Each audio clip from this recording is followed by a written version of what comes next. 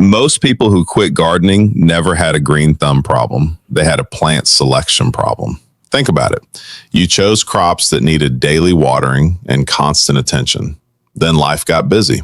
The plants failed and gardening became something you tried once and abandoned.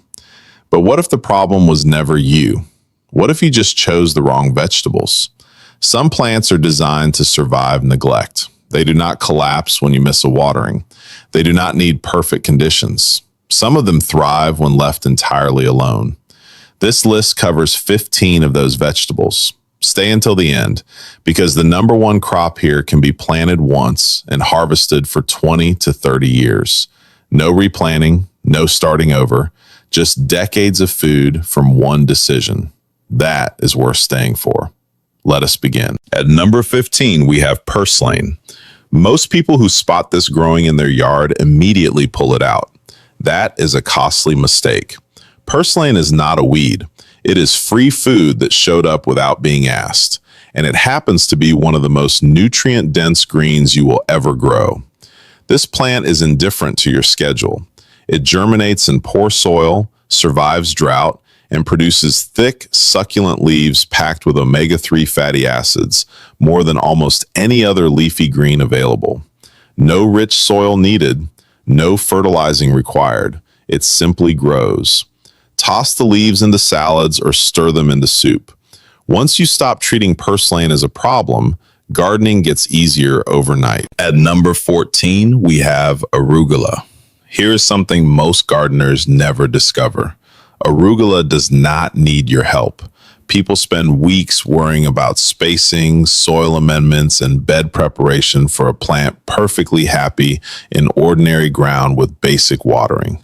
It germinates in as few as 5 days and delivers harvestable leaves in around 30. You plant it and practically forget about it. Cooler temperatures actually improve arugula. When life slows you down in early spring or late fall, this plant quietly performs at its absolute best. No heat required, no heavy maintenance, just cool soil and time. The peppery bite makes even the simplest weeknight dinner feel deliberate. You did almost nothing. Arugula will not tell. At number 13, we have radishes. If impatience ever ended your gardening ambitions early, radishes fix that immediately. They are among the fastest vegetables you can grow, reaching full harvest in as few as 22 days. You put them in the ground, nearly forget about them, and return 3 weeks later to find mature roots waiting. They do not demand rich soil, they handle skipped waterings without drama, and because they mature so quickly, one growing season can deliver multiple complete harvests from the same bed. Slice them raw, roast them until caramelized, or pickle a jar in minutes. Every time you pull one from the ground in under a month, it feels like cheating. You did not. At number 12, we have turnips. Turnips have carried an unfair reputation for being dull for far too long. That label belongs to people who have never actually grown them. What turnips are is one of the most efficient, low-maintenance vegetables a busy gardener can choose.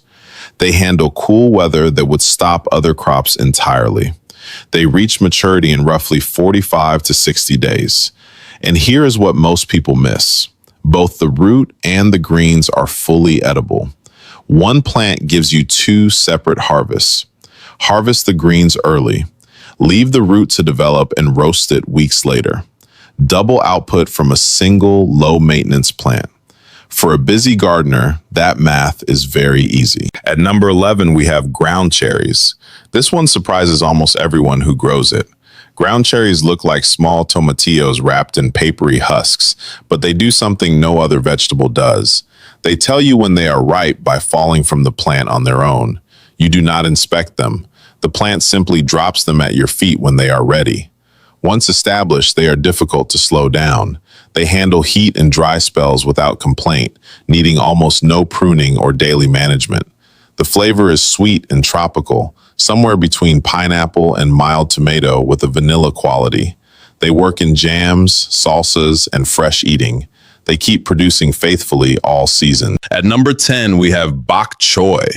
Bok choy is the cool season performer most home gardeners are still overlooking. It matures in as few as 45 days, tolerates light frost, and keeps your beds productive well into fall when other crops have already finished. Even a single container on a porch gives you space for several full heads. It does not need heavy feeding or close attention. Reasonable moisture and decent sunlight are genuinely enough. Every part is edible, from the crunchy white stems to the dark leafy tops. Add it to a stir fry, drop it into broth, or saute it on any weeknight. It makes meals more satisfying without adding anything extra to your garden routine. And at number 9, we have mustard greens. Mustard greens are the vegetable equivalent of a plant that has already decided it is going to succeed regardless of what happens. Cold snap arrives and they keep growing. You skip waterings and they wait. You harvest hard and within days they push out fresh new growth. These are cut and come again plants. Remove the outer leaves, leave the center intact, and the plant continues producing without any replanting. One sowing can feed your kitchen for weeks. The bold, peppery character brings real depth to braised dishes, soups, and grain bowls. Because mustard greens thrive in the cooler shoulder seasons, they give your garden a productive window most people never take advantage of. At number 8, we have leeks. Most gardeners treat leeks as a challenge crop. Long growing season, careful hilling, finicky spacing, that is the reputation. Here's what actually happens. You plant them, mostly ignore them for 100 days or more, and later pull one of the most versatile vegetables in your kitchen from the ground. Leeks are slow, yes, but slow is not the same as demanding. No constant watering, no heavy feeding. They occupy the bed and quietly develop. And here's what most people miss. They handle frost beautifully. Cold temperatures that damage other crops often improve leek flavor. Plant in early spring, harvest into winter. Mild and buttery in soups and braises. Patience is the only skill. At number 7, we have lemongrass. Lemongrass is not a vegetable most people associate with the home garden. That is the first mistake. Once established, a single clump can grow to 4 feet tall, divide itself each season, and produce fragrant stalks you would otherwise pay a premium for at the store. It handles heat better than almost anything else in your beds. Full sun and occasional watering is all it asks. In warmer climates, it survives winter in the ground without help. In cooler regions, bring the pot inside and it keeps going. The citrusy brightness it adds to curries, soups, and marinades is hard to replicate. One established clump produces starts you can divide and share for years. One purchase, endless return. At number 6, we have amaranth. Most gardeners know amaranth as an ornamental, tall, striking, dramatic. What most people miss is that every part of this plant is edible, and it produces without much help. Harvest the leaves like spinach all season long. Then let the seed heads develop, and you get one of the most nutrient-dense grains available in a home garden. A single amaranth plant can produce up to 60,000 seeds from one plant. It reseeds itself year after year. It tolerates heat, poor soil, and drought without complaint. Beautiful and almost entirely self-sufficient. That combination is rare. What I've been sharing through this countdown is not just a list of plants.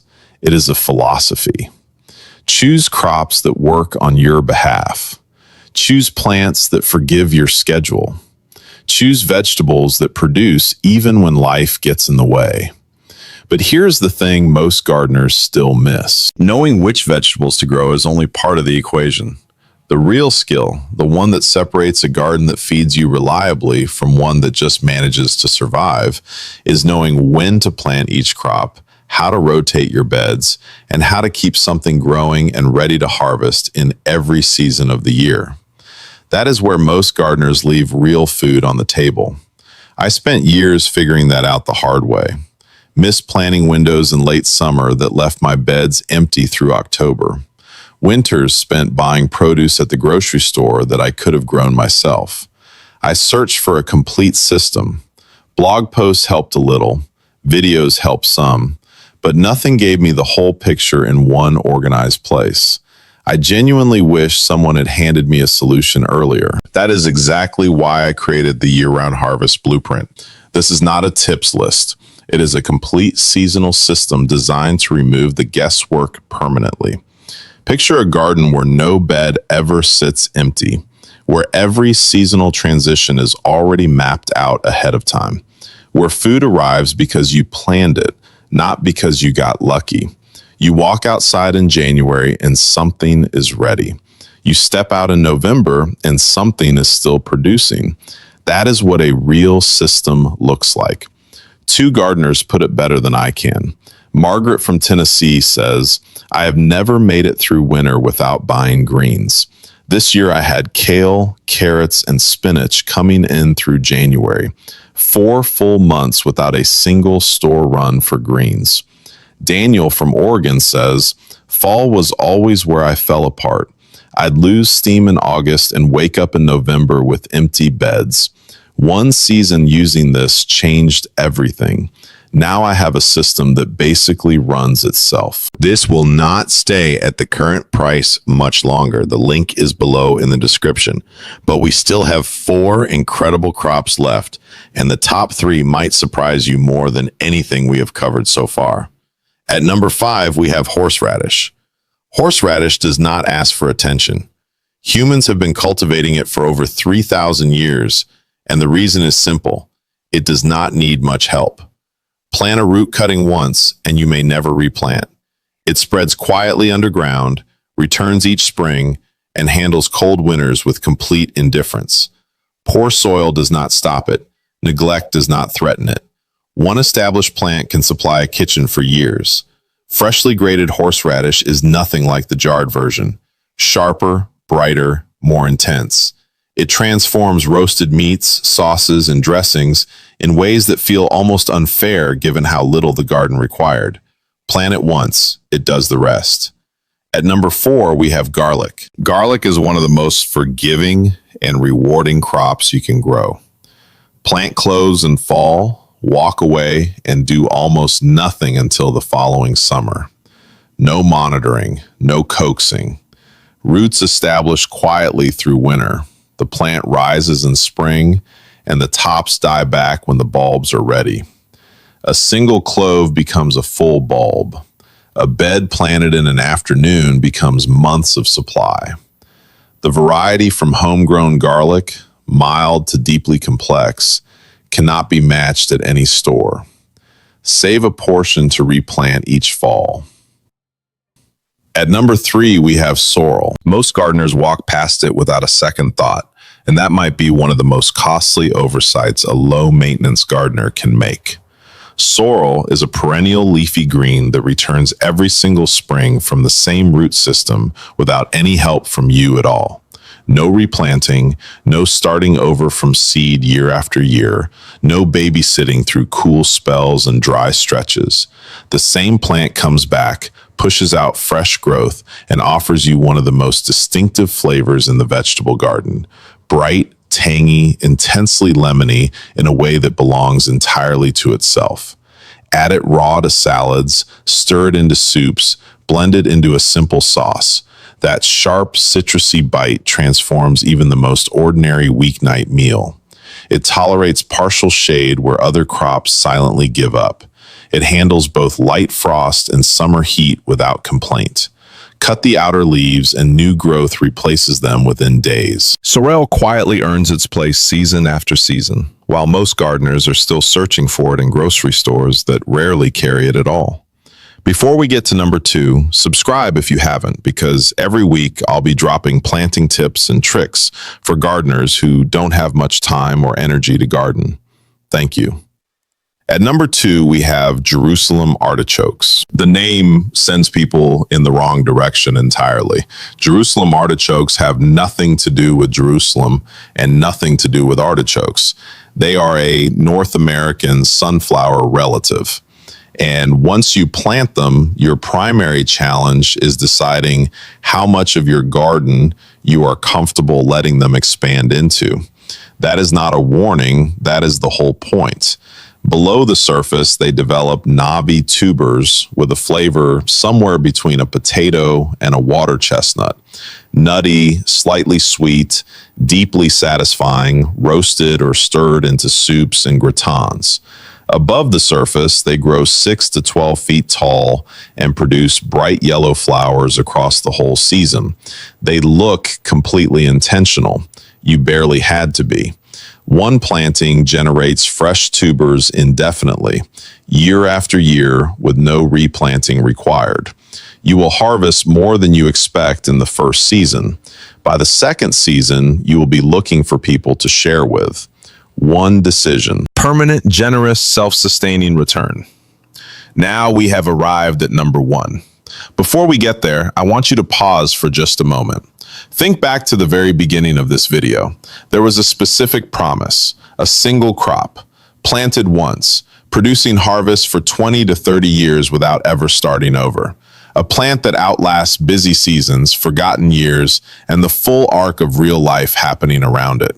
Something that returns every spring not because you remembered to tend it, but because you made one smart decision a long time ago. That plant is rhubarb.